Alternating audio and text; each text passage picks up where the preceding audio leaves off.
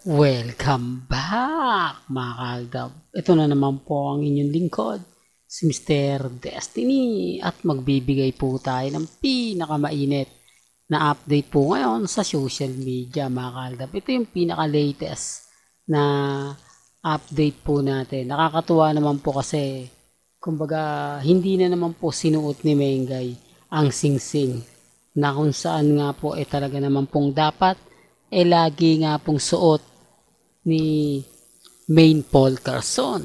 Di po ba?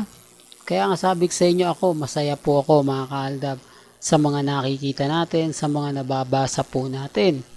Sa ngayon, kampante lang po tayo, di po ba? Masaya tayo dahil hindi naman po talaga pinapakita ngayon at hindi na nga po talaga ibinibigyan pa ng effort ni Mengay. Kung matitignan nyo, trending po ang singsing ha. Lalo na po sa mga cut din. Napakarami natin post na nakikita yung kaliwat kanan sa Instagram, sa Twitter at sa Facebook. Kasama na rin po yung website. Talagang pinupush po nila yan. Ang problema, hindi naman po sinuot ni Menga yung singsing niya ngayon at nung isang araw. Kaya nga sabi ko sa inyo, ito, o baka sabihin nyo, hindi po updated si Menga, hindi niya alam nangyayari. Kung mapapanood nyo po yung video ni Mengay sa Facebook ng kanyang social media account, may video doon na kung saan sinasabi niyang updated siya sa social media. Lalo na kapag umuulan o umaaraw dahil nasa weather forecast nga po ang tinitignan niya. Lalo na po pag showbiz. Lalo na po kapag nagtitrending. Imposible naman po na hindi magpapop up sa cellphone niya yun. Kaya nga sabi ko sa inyo, may mga bagay-bagay po na si Mengay nahuhuli rin po sa bibig. Kahit sabihin nyo na napakatalino ni Main, kahit sabihin nyo na napakahusay niya, iba po talaga kapag nadudulas na. Hindi ka na makakagawa pa ng parang. Kasi nandun na yung point na nadulas ka na eh. Di po ba? Nag-aantay ka na lang ng bagong tanong na doon ka na lang babawi. Kaya sabi ko sa inyo, relax lang po kayo. Ang dami kasing kumakalat ngayon sa social media about kay Catherine, kay Alden, tapos ito pa puro si Direk Cathy Molina, may raming mga kwento, etc. etc. Okay, normal lang po yun. Alangan ilaglag niya po si Catherine at si Alden. Di sayang din po yung manonood nun. Gaya po ng sinasabi nila na si Alden Richards, binobola lang daw po yung Aldab fans. Yung mga mamis, mga titas, mga senyo na sinasabihan niya, na pinapaasa niya para wag lang daw pong umalis. Para wag lang daw pong ma-maintain yung kasikatan ni Alden. Kaya sabi ko sa inyo, sa tingin nyo gagawin ba ni Alden Richards yan?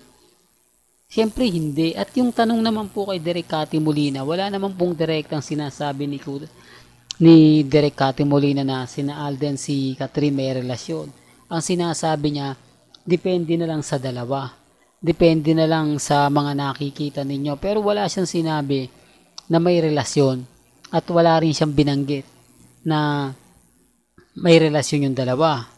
Ang ibig kong sabihin o pinupunto ko, hindi niya naman sinabi na may, kumbaga ito, pagkatapos ng pelikula na to, may aamin, di po ba? Yun ang pinupunto ko. Wala.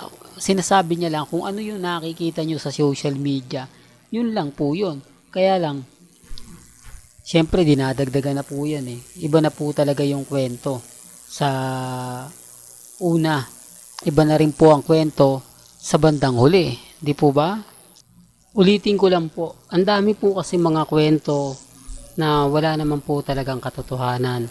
Marami mga bali-balita na hindi naman po talaga totally totoo. Kaya nga sabi ko sa inyo, kampante lang po tayo. Maging matatag, lalo na nga po sa dami ng mga nababalita po sa social media. Ako nga po, hindi ako basta-basta nagpapa-apekto at never po talagang naapektuhan. Pero bago nga po pala natin ituloy itong magandang update na to, kung bago ka lang sa channel na to at isa kang true-blooded Aldab Nation, na nagmamahal kina Mengay at Tisoy, tama po ang channel na pinuntahan mo, kaya consider na po kitang bagong subscriber. At huwag mong kalimutang i-share ang mga video po natin sa mga mami, sa mga titas, at sa mga senior. Dito may mapapansin kayong kakaiba. Bakit hindi na nga po ba sinuot ni Mengay yung singsing? Ano nga po ba ang ibig niyang ipahiwatig? Alam niya naman yan ang pinag-uusapan ngayon at talagang trending na trending. Pero bakit parang kumbaga inaayunan niya pa yung mga ipinopost? Kaya nga sabi ko sa inyo yung singsing kay Alden, hindi talaga kasya dun sa isa. Kaya nga po ang ginawa sa pinakamaliit na lang po na daliri nilagay, no? Sa hindi liit na lang eh. Kasi nga po, hindi na siya kumbaga wedding ring siya eh. Kaya lang, may mga bagay-bagay po na inililihis lang po talaga ni Alden Richards. Hindi po ba tama ako? Hindi po ba yung mga pinupunto natin sapul na sapul? Oh, tapos dito napakaganda ni Mengay, sobrang blooming, pero mapapansin nyo yung mukha ni Mengay sa Santa Maria, Bulacan, no? Parang hindi talaga. Kaya nga sabi ko sa inyo, yung clone ni Mengay ang laki ng pagkakaiba. Kung titignan at susuruin po ninyo, malalaman nyo naman po eh. Lalo na po kapag iniimbestigahan nyo ng gusto. Kaya lang andun yung point, mga kaaldab, na kampante lang. Hindi po ba? Relax lang. Malay nyo, bukas sa makalawa, magbagong takbo ng panahon na tayo po na nasa ilalim. Tayo po na laging pinag-iinitan. Biglang susulak ba? Biglang bubulusok. O, biglang pumutok sa social media na tapos na yung sarswela. Di lalong mas masaya, lalong mas maganda. Kaya nga sabi ko sa inyo, yung pelikula po nila Catherine at ni Alden, scripted po yan. Lahat po ng mga nababasa ninyo, napapanood ninyo, 101%, kumbaga, nasa script na yon. Kaya kung makikita nyo o may maririnig kayong hindi maganda, hindi kaaya-aya na sinasabi nga po nila na pumapabor sa Catherine, lalo na kay Direk Kating Molina, okay lang yan, normal lang yan. Walang direktor ang magsasabi na ganito ganyan, na ikababawas ng mga manonood. Lahat po ng sasabihin, papabor sa mga fans, papabor sa mga manonood po ng pelikula nila Catherine at ni Alden Richards. Well, hanggang dito na lang po ang ating latest updates. Kaya kung gusto nyo pa po ng pinaka-latest at sariwang update, abay tumutok lang po kayo dito po sa channel ni Mr. Destiny para updated po kayo sa mga latest at sa mga bagong video po na ilalabas po natin maya-maya lang.